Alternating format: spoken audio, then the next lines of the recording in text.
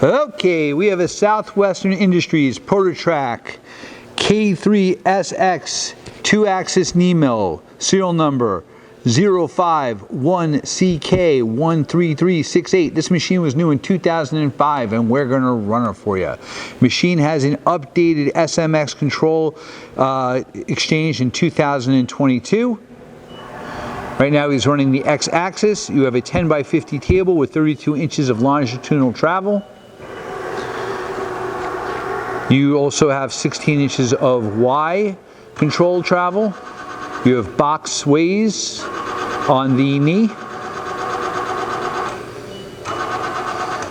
The quill has 5 inches of travel that can be done either by power through the head or by manual. And when you're using it, the control acts as a digital readout.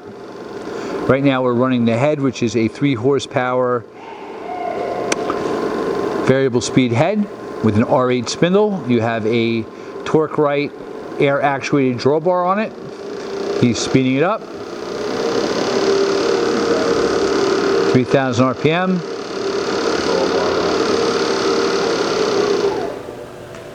It's going to put into low gear.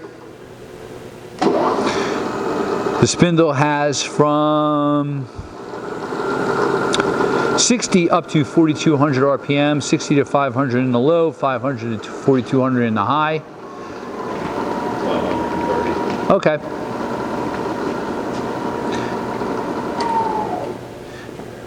You can also move the knee with the handle up and down. The knee goes up and down 16.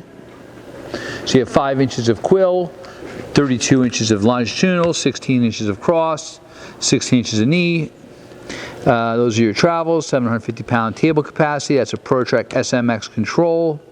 And hey, thank you for watching our video.